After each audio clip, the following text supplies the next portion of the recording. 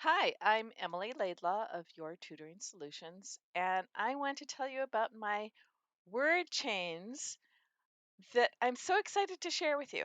Let me show you the screen. I have a Google Sheet that has the word chains listed. So it's a digital copy of word chains, and I have over 1,400 words here in word chains in every conceivable way that you want to have a word chain. In this level, I have short vowels, including digraphs and consonant clusters, and I have the silent E in this level. Another level will be a smaller level, but will contain the R controls and the vowel teams. But here I've got this short vowel and silent E long vowels. Okay, so I've got word chains set up in every way you can imagine. Plus, each of those word chains exists as a slide deck. So you have over 1,400 slides. And what I've done is, I love word chains and I use the chaining itself to help with phonemic awareness. So I've got a ready list if I'm practicing going between, as kids conflate the ah and the ah sound, or the eh, I have a chain set up so that you can see, or any of the other ways that you might have it. So I have it set up so you can use this as a help for you in phonemic awareness activities. Let's build sat. Okay, can you change sat to hat? Okay, or you can do it the reverse. What happens if I change the ah to an ah? What's my new word? Hot. Okay, can you change hot to not, etc. So I've got the list here that helps you when you're doing phonemic awareness activities, and you can do it with Elkonin boxes, or you do it with letters, or you can do it with fingers, whatever it is that you want to do. But you've got the list ready for you to help you. So if you find a student that needs extra practice with the I've got a list here for you. In fact, I've made a longer list for that because that is such a prevalent problem. And then I have all the mixed ones where they're just mixed together. So I've got short vowel, I've got with digraphs, and then with consonant clusters. And these chains all have either a one phoneme change. There's a few cases where it's a one grapheme change, but because it nasalizes the vowel, going from ran to rang, it's actually a two phoneme change. But in any case, um, I tried to keep those to a minimum. So it's basically a one phoneme change going from one to the next, uh, or a one grapheme change for most part.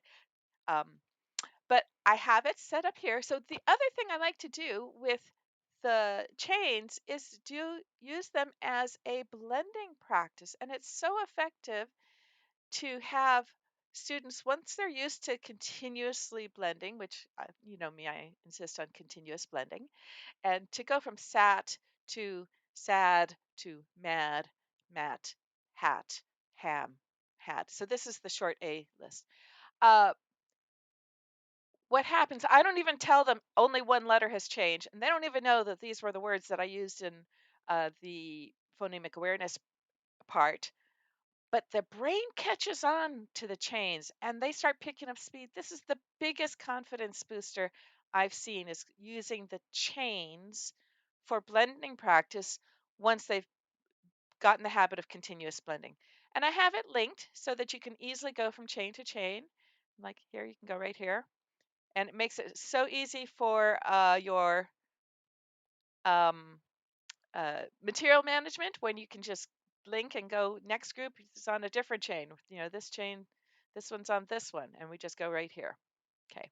I did not want any of the slide decks to be too large, so I've broken it down. So I have the short vowel slide deck with CVC, short vowel with consonant clusters, and I have consonant clusters listing with CVCCs, CCECs, the three-letter cluster, and then mixed. So I have tons here. I have the digraphs. So I have each digraph individually, and if the digraph can be at the beginning and end, I have it mixed where it's at the beginning and end. So the TH, the CH, and SH.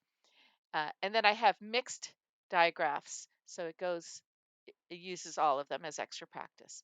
And I have for you my silent E chains. Now, I have 3 decks of silent E chains because there are so many in every way that you might think of it. I have long A by itself and then the long and short. So it goes with and without the E, so you can practice going back and forth. That's why I included this with this deck, because doing that changing back and forth is really helpful. So once you've introduced these, let me show you here. Once you've introduced the long A and you've practiced it, you want to be able to go back and forth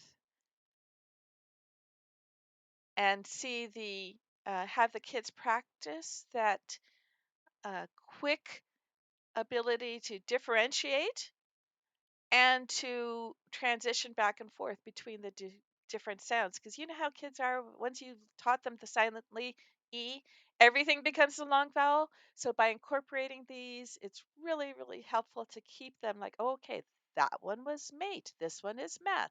And it helps. So I have the silent E decks, um, and I have silent E in mixed chains with uh, digraphs and blends, and silent E,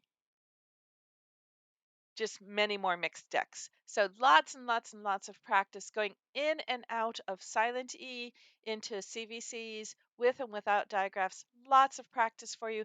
Over 1,400 slides. I know that these help me with my students, and I'm really excited that they will be able to help you with your students. I hope that's helpful. Please let me know.